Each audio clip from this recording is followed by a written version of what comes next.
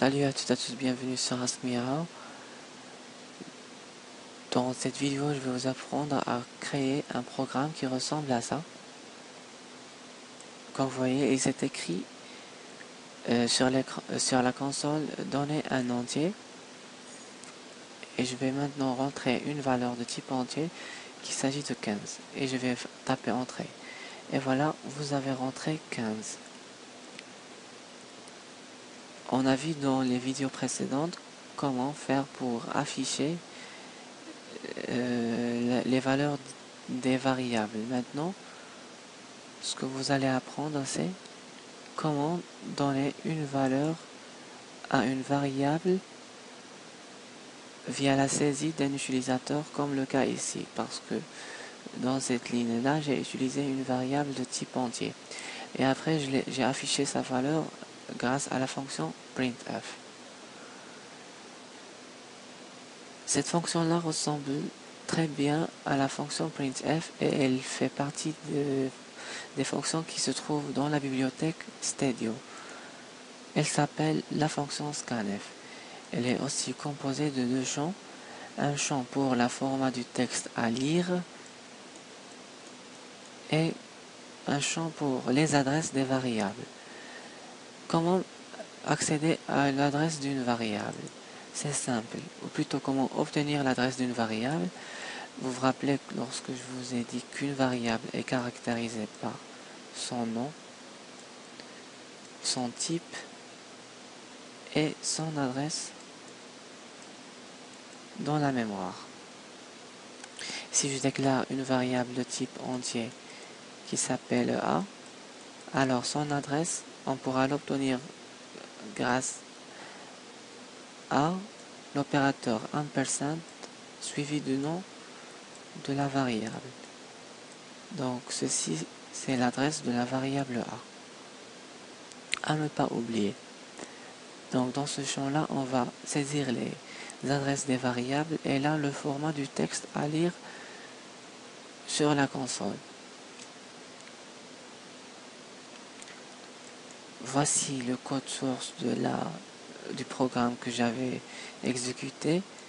Donc j'ai déclaré un entier et là j'ai utilisé la fonction printf, donner un entier,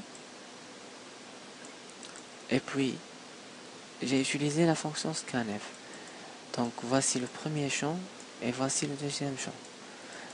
Dans le deuxième champ, comme vous voyez, j'ai écrit l'adresse de A, comme je vous ai montré là. Et ici, j'ai écrit le format du texte à lire, puisque le programme attend juste une valeur entière. Alors, pour remplacer cette valeur entière dans le format du texte, on a utilisé le caractère spécial qui permet de remplacer les variables entières. Si c'était une variable de type float, alors ici, je dois écrire %f. Donc, si je compile, ça donne ça. Vous donnez un entier, 15, vous avez rentré 15. Donc, mais si j'avais écrit dans le format du texte %d plat, donc je vais compiler.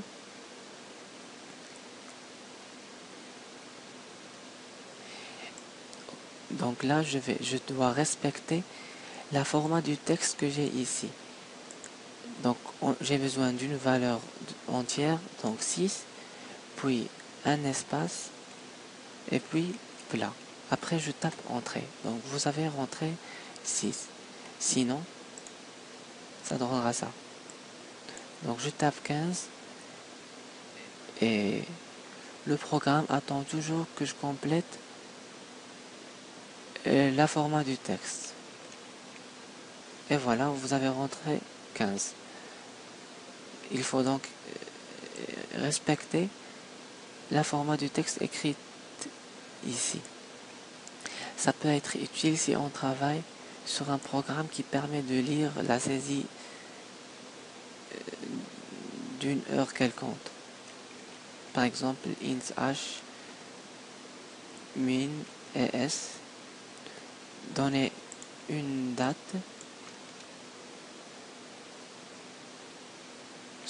selon la format x h, x min et xs. Donc là, pour que je puisse à la fois saisir les informations comme ce format là et remplir les variables h, min, s, donc je dois écrire ici le format que j'avais, plutôt le format dont j'ai besoin. Donc pourcentage d, h, deux points, pourcentage d, min, deux points, pourcentage d, s. Et là, les variables à remplir qui doivent être ordonnées selon l'ordre que j'ai suivi ici. Donc ici nous avons l'heure, donc la h, et là l'adresse de min, et là l'adresse de s. Donc il est pourcentage d, min, pourcentage d, plutôt la h, pourcentage s. Donc la h, min et s. Je compile mon programme.